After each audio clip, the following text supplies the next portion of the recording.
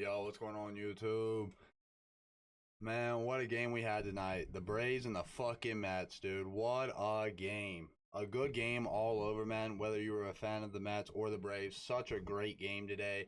We're gonna go over key moments, what happened, the headlines out of this game. Such a good game. Obviously the Braves pulled this out 7-5. It was a great game from both teams. The Braves squeaked it out, man. And yeah, we're gonna hop into this and kind of see what transpired and what happened in this game tonight, man.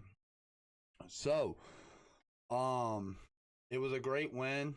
The Braves needed this. Not that they needed this, but after going down early in the game, they ended up going down 4-1 in the game.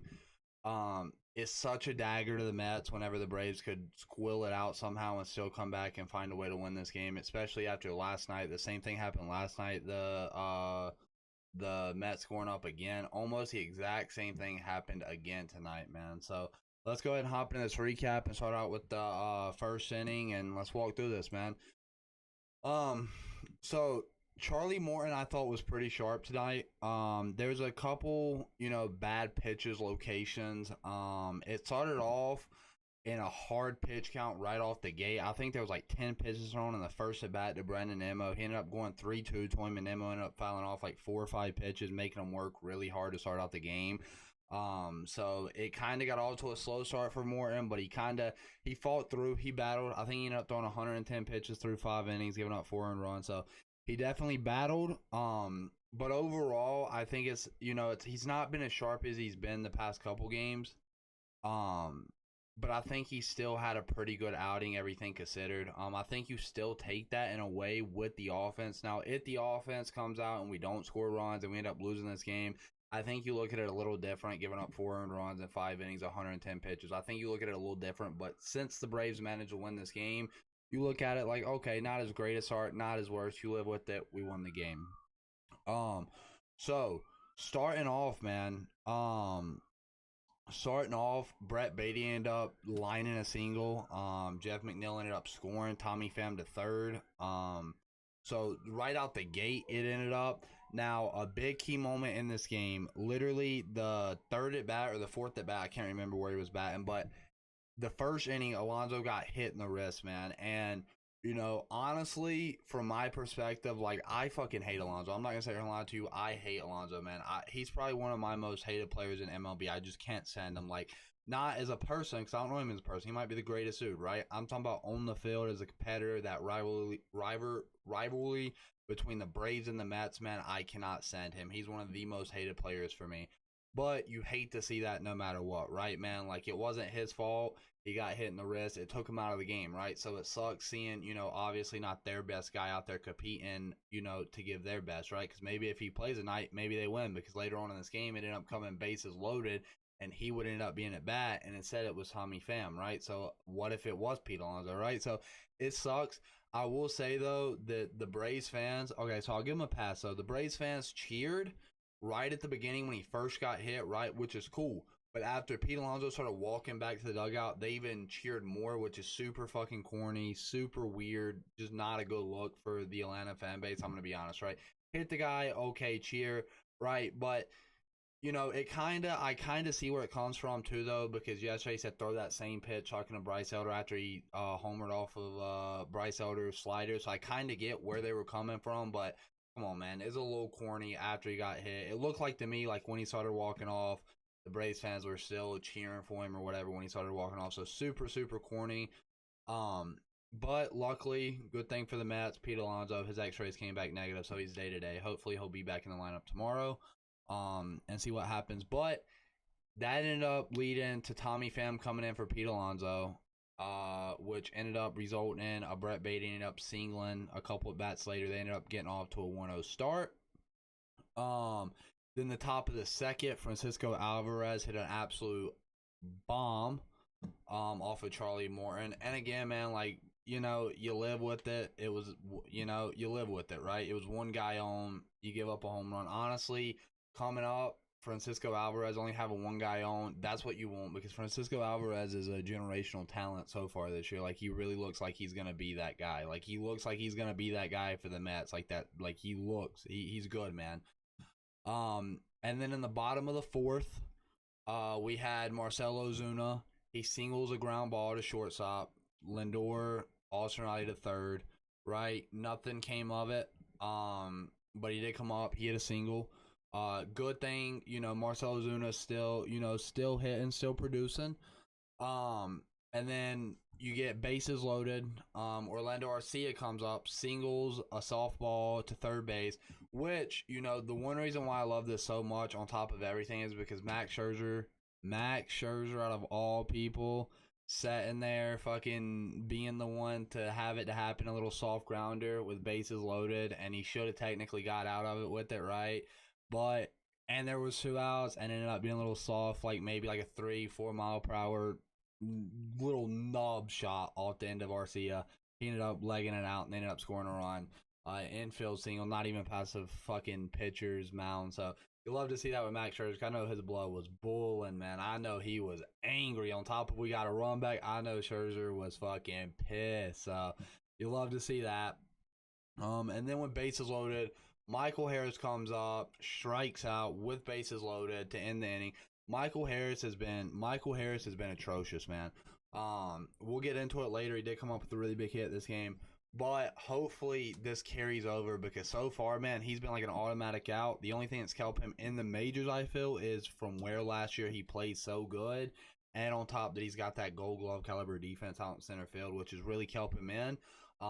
But the at-bats, man, especially going back to yesterday, he came up and I think they got him like 2-3 different strikeouts, all on the change up, down. So he reminds me a lot of Austin Riley in 2020, after Riley came up 2019, had that hot start, and then Riley would chase every single off-speed pitch, slider away, changing every. And what it done was Austin Riley it made him get out of his game, where pitches he would normally hit like the fastball, he couldn't even hit them because he was so worried about the slider coming. So I think that's kind of what's happening to Michael Harris so far. That sophomore year, he's needing a period to adjust. So hopefully he can adjust that and carry this momentum on from the end of this game over for the rest of the year for a little bit, get on a little hot streak, get something going for him. Top of the fourth, we get Tommy Pham. That's an absolute, not even a moonshot, but it's home run. Here's my thing, man, right? You can't let Tommy Pham be the one to beat you, man. Like, he's not bad, but you can't let Tommy Pham be the one to hit you. That one really hurts. Charlie Morton there. He gives up a 2-run bomb. After, let me look right here to double check, but I think he walked the guy before Tommy Pham that ended up giving up a home run. Let me look really quick here, though, just to double check. Let me look here. No, never mind. Okay, so the only thing is there was 2 outs, man. You get Nemo to ground out to first, you get McNeil to foul out to third, and then you get Lindor to come up and rope a fucking double down the right field line. Don't get me wrong, Lindor has played really bad this year, right? Like, his batting average, his OPS is still all right. His batting average is not great. He's hitting for a little power, but I will say one thing. When it comes to big games, man, one guy that you can almost always count on is Lindor. Big series, big games, Lindor always shows up, man. He somehow, some way, he's always showing up in the big games. He always plays well against the Braves, like I said. Big series, he's always coming through, playing well. So I'll take back what that says. I mean, obviously that sucks. He gave up a homer. That was Morton's kind of downfall last year, as he was bad about giving up the home runs. He's been really well so far this year. Again, he gave up the bomb to Pham, which, you live with it. It's not great, but you live with it. And then you get the bottom of the fifth. You get Acuna to come out, ground out to first. Olsen flies out to shallow shortstop. Then you get Riley to single to deep left. Big, massive, just straight down the left field line, but it gets a good hop for him to throw it back in. And then you get Murphy to come up, and he hits an absolute bomb to make it a 2-4 ball game, right? Hits an absolute bomb off of Max Scherzer to make it a 2-4 game. So, at this point, you feel like you're back in it, right? And then this is where, so my thing, I'll go back with the home run as well for Tommy Pham. At that point, I think Max Scherzer had, I think he had, Pham knocked him out of the game. I think he had right around 105 pitches. So I'm a little biased. Right before Lindor hit that double, I thought even though with Charlie Morton going with 105 pitches, that maybe you could try to sneak him in one more inning like you did Strider not too long ago. I think in the National Series maybe that you have him come out to like 115. I know obviously you can't do it this early in the year with Morton being the age that he is. You know, you got to keep the arms fresh for come postseason play. I get that, but just if you could, I felt like maybe you could go out and throw Charlie Morton another inning. But as you see, they left him in. Pham hit a bomb, right? Maybe Snit should have pulled him. I'm not mad with Snit, right? Because we're going to get into a whole nother topic, whole nother video for the bullpen. The bullpen is atrocious for Atlanta, right? Like, we'll talk about that later. So I forgot to mention, Tommy Pham knocked him out. Colin McHugh ended up coming in. Then you get Murphy to hit the bomb the next inning. Then you get Marte to ground out to second. Vogelbach grounded out to shortstop. And then Cannon grounded out to shortstop. So, again, man, not bad for Colin McHugh. We'll take that. And then Max Scherzer came out in the bottom of the sixth. Same thing almost like happened yesterday with Carlos Carrasco. You get Ozzie come out, lines out to first. Ozuna struck out swinging. Then Arcia doubled to deep right. Harris doubled to deep right. Again, man, that is so big for Michael Harris, man. For him to finally kind of be coming back a little bit this game, also a little bit last game. The start of the game, he had the bunt. I think he had a lay down bunt in one of the second or third inning. He ended up getting on. This one, Harris doubles deep right. Then Acuna comes up, singles. Acuna comes up, ends up singling, right, making it Harris double to deep right. Arcia scored. Then you got Acuna coming in and single. Harrison scored. Braves take the lead. Right? Braves take the lead. Never mind, I'm wrong on that. They ended up tying it. Sorry about that. They ended up tying it 4-4. So going in to the top of the seventh, right? After Acuna singled to left, Scherzer ended up getting pulled. Dominic Leo came in. Acuna stole second. Olsen grounded out to catcher. Then see, here's where the problem comes, right? So we're gonna get into it a little bit here.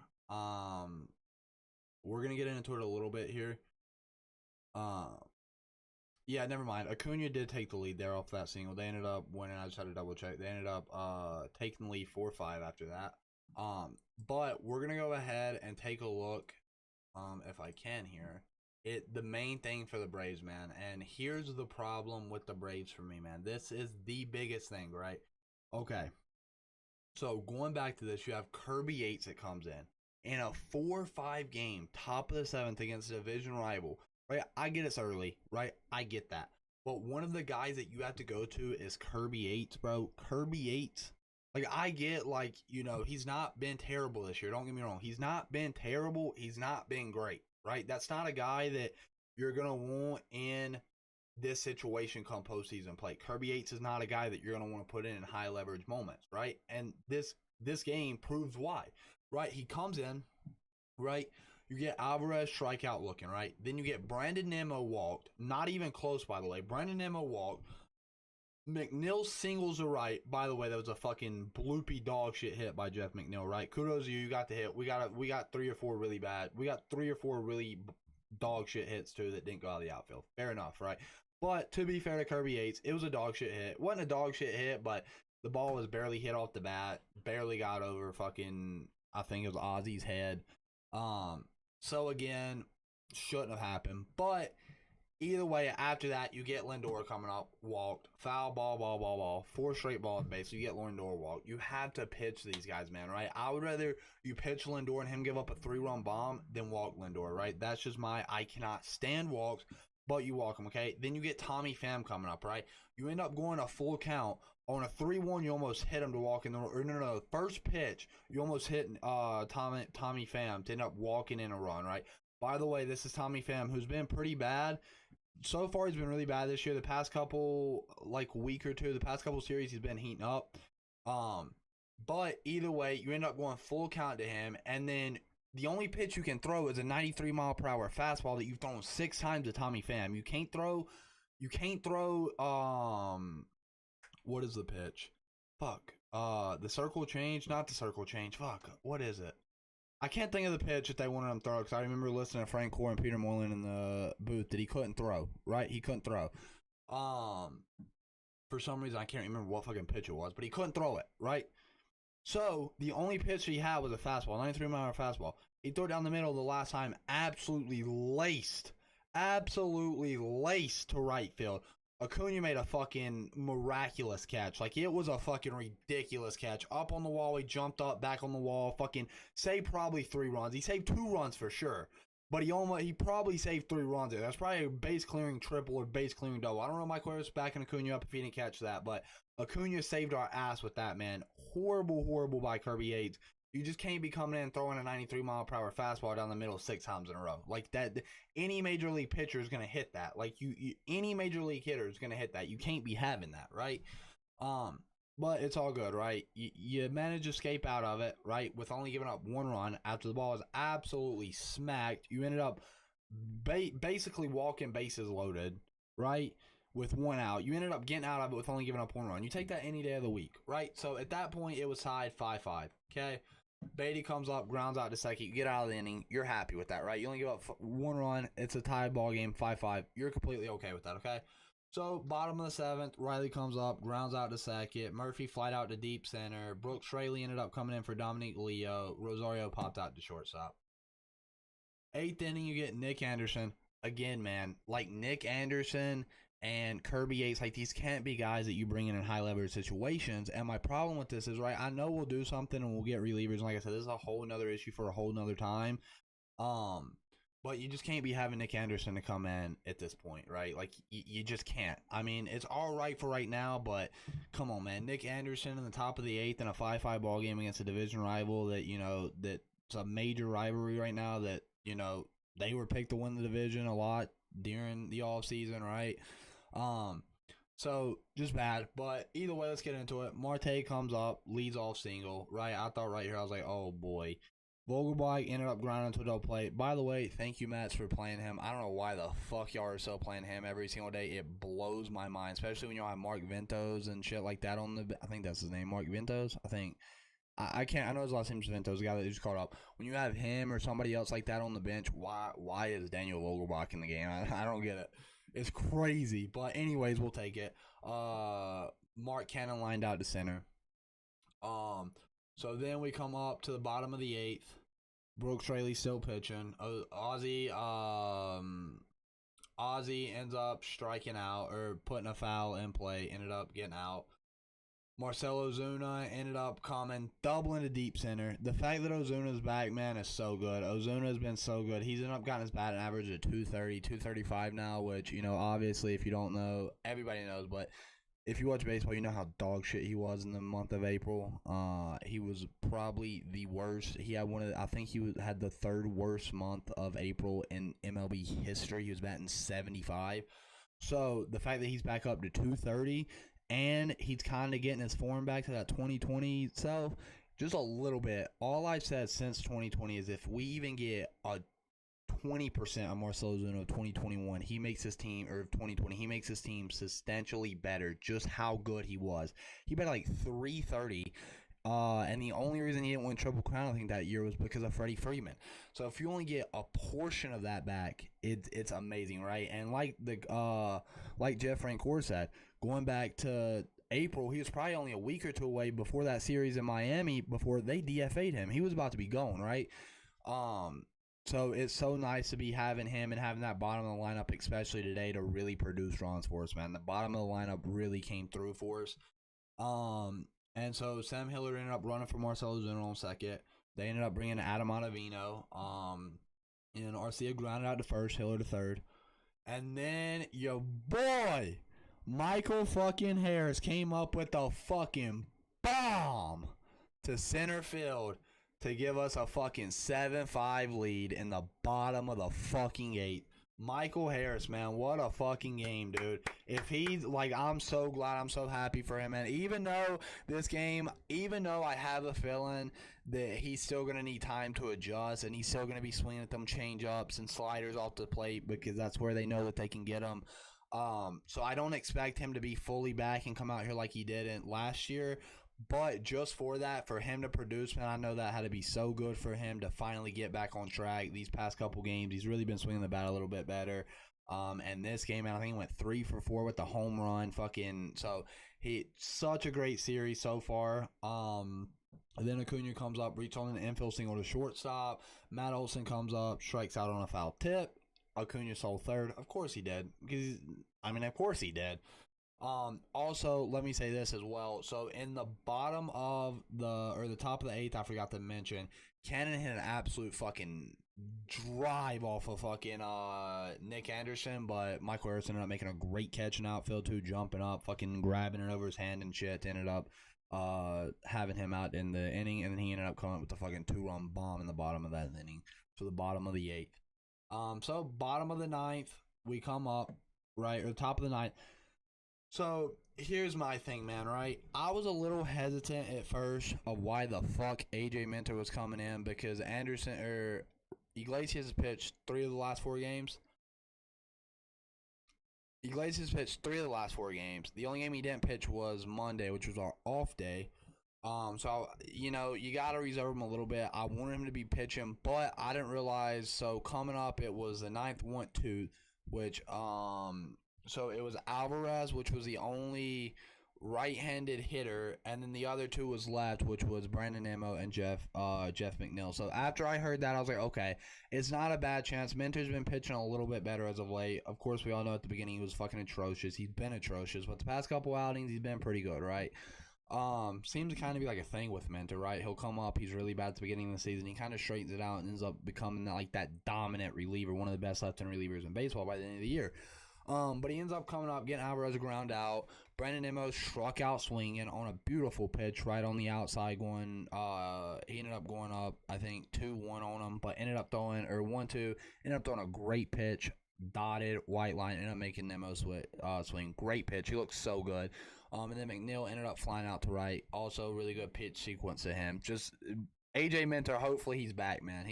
Hopefully he's back. But that done it, man. End of 7-5 for the Braves. A great fucking win for Michael Harris to come out and fucking battle back, have a great game, right? Such a great game. Murphy did a fucking boom shot, right? Overall, a pretty good production. Marcell Ozuna to continue, right? Acuna to get a hit, a stolen base. Austin Riley, another few good fucking really good knocks. I believe he got 2 hits this game. Let's go through this. So, Acuna 2 for 5 with an RBI and a stolen base. Matt Olson with the hit. Austin Riley 2 for 4 with 2 runs. Sean Murphy 1 for 4 with the fucking home run. Eddie didn't do too much of anything. I think he ended up having a hard ball. Ozzy Albies 1 for 4. 1 ball almost left the yard. It was basically the same as last night. Absolutely demolished the ball to center field. Just didn't get out. Ozuna 2 for 4, Arcia 2 for 4, but also Arcia was like fucking inches away. I think like a half an inch away from hitting a home run as well. I think it'd been a 2-run bomb, or it'd been a solo, but he ended up getting a double off of it. And then Michael Harris 3 for 4, 2 RBIs, or 2 runs, 3 RBIs, and a home run. That big go ahead home run in the bottom of the 8th to fucking seal the win for him. And then, like I said, man, Charlie Morton, not the greatest start. 4 2/3, 4 earned runs, 2 home runs, right? So you hope that, if he can bounce back next inning. And not a great start from him. Colin McHugh came in with the inning and a third.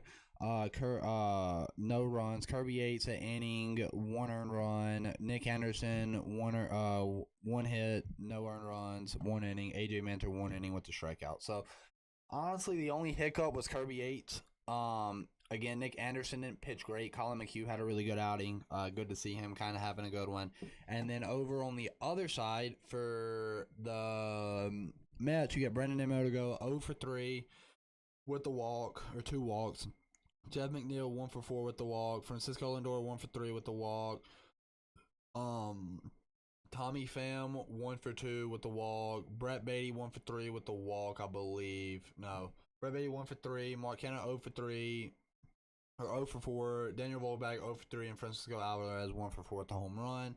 Then you get Max Scherzer to go 5 2/3, 11 hits, 5 runs, 5 earned runs, 10 strikeouts, 1 home run.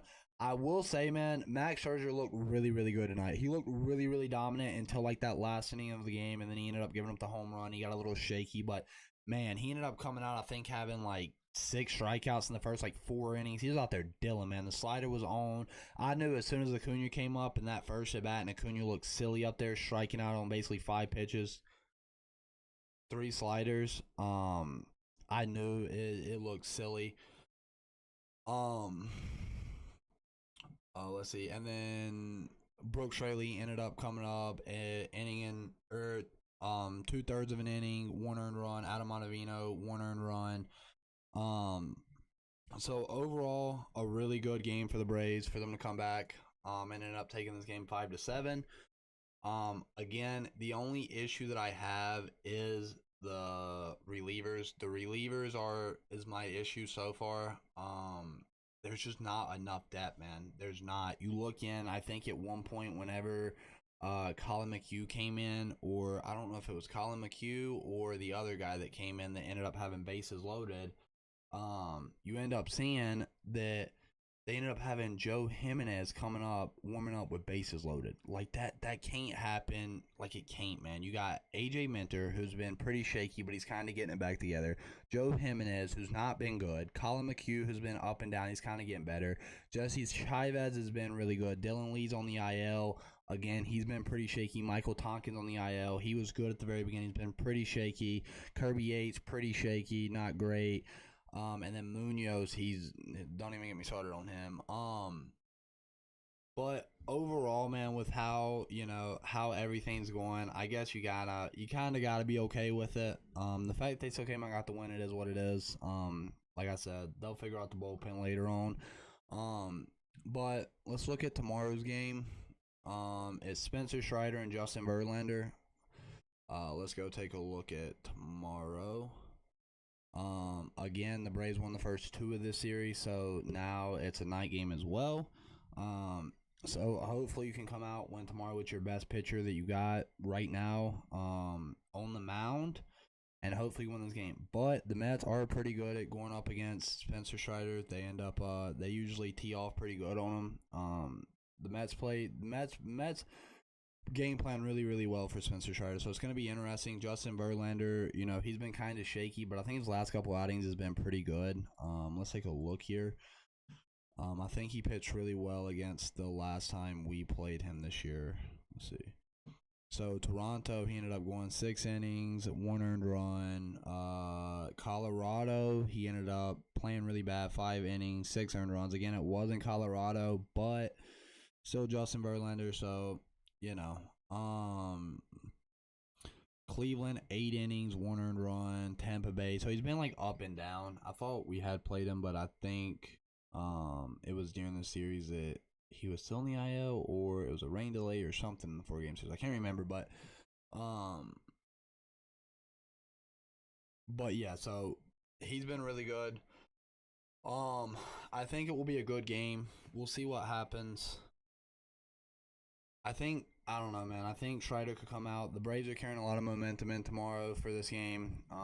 But again, you would love to take this game to end up going up, I think, 7.5 games on the Mets now. I think it's 6.5 after tonight, so you'd end up going 7.5 up on the Mets.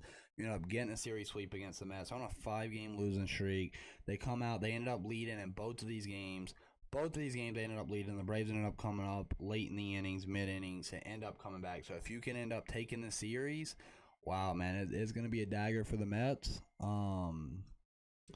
So hopefully the Braves can come out and do it, and see what happens, and have a recap for y'all tomorrow. Hope y'all enjoyed them. Peace out.